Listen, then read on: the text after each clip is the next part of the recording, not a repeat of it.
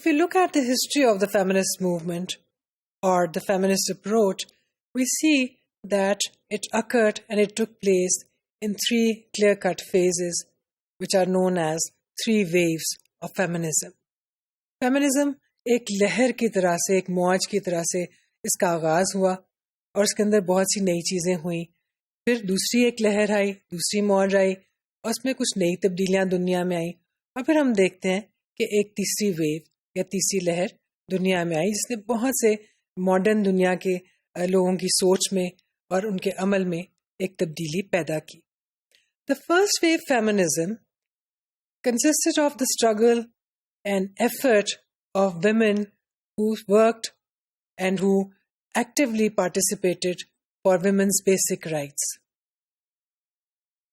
The early feminists, which included not just women but men also, fought for the rights, basic rights of women. They focused on women's issues. They focused on legal issues. They focused on women's political right or the right to vote, the suffrage rights. This movement was generally prominent in the western part of the world.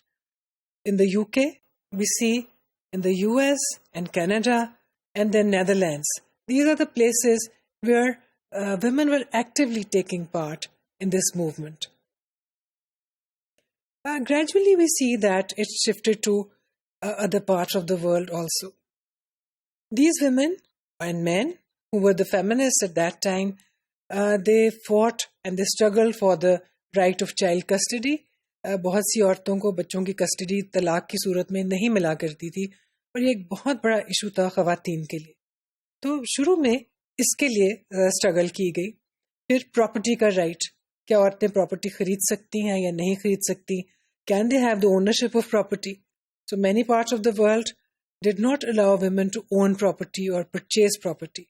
And we also see that at that time, many women were not earning.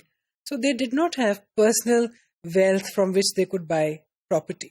So ये भी एक issue था, property, having the property in their names, then the right to choose profession, go for education of their choice. So we see that for the initial level, initial phase or the initial wave, we see that women's concern about their education, their profession, their married life, their financial life, including the right to own property and purchase property, access to education, all these matters were addressed by this initial phase of feminism. The second wave was stronger than the first wave, probably because now there were more people involved.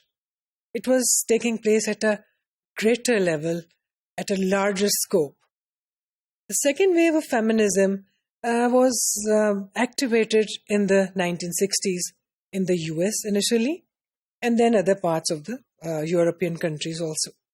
Feminist activity had spread throughout the Western world, and this period we see that it ended in the 1980s because then the third wave took place.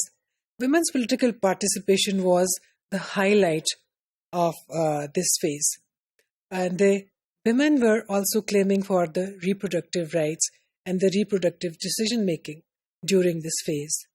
Second wave feminism appealed for legal and social recognition of domestic violence, sexual harassment, child sexual abuse, sexual assault, and women in workplace as well as in military.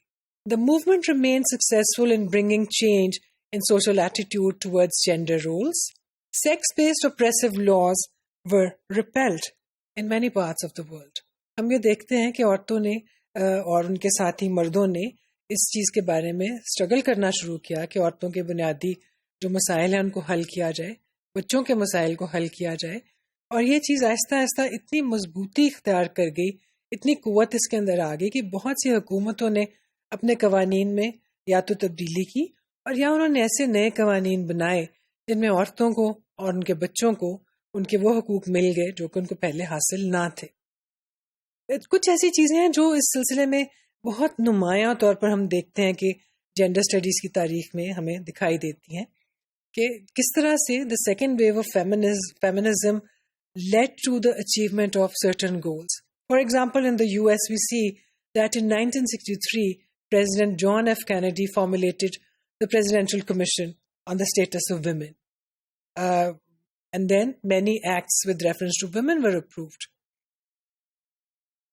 In 1963, Equal Pay Act was approved, and many other acts and legislations were approved in the US. The same thing was happening in other parts of the world also.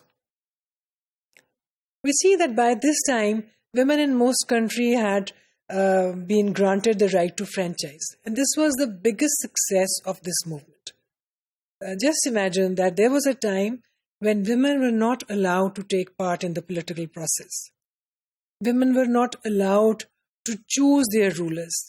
उनको इस बात की इजाज़त नहीं थी कि वो अपने हुक्मरान का इंतखाब कर सकें, अपनी लोकल सतह के ऊपर जो पॉलिटिकल लीडरशिप थी उसका इंतखाब कर सकें, और जिसका मतलब था कि उनको ये इख्तियार हासिल नहीं था कि जो कुछ वो चाहती थी वो पार्लियामेंट में उसके बारे में गुफ्तगू की जाए, क्योंकि उन्होंने तो अपने जो नुमाइंदे थे उनको मुंतखब ही नहीं किया था.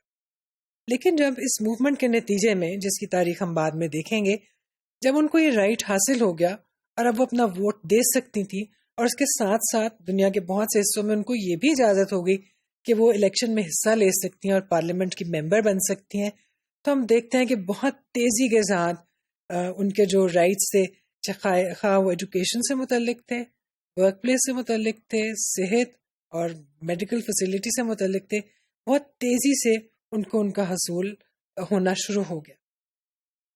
हम ये देखते हैं कि ये फेज़ जो है और सेकेंड वेव फेमिनिज्म की जो है, यहाँ पे बुनियादी तौर पर औरतें और उनके साथी काम कर रहे थे जेंडर इक्वालिटी के लिए, और equality both in the economic sense and in the social sense, यानी इकोनॉमी में भी उनके साथ बराबरी का बर्ताव हो और सोसाइटी में भी उनको एक बराबरी का दर्जा अता किया जाए और मर्दों ख़वातीन को बराबर दर्जे के शहरी का हकूक़ हासिल हो.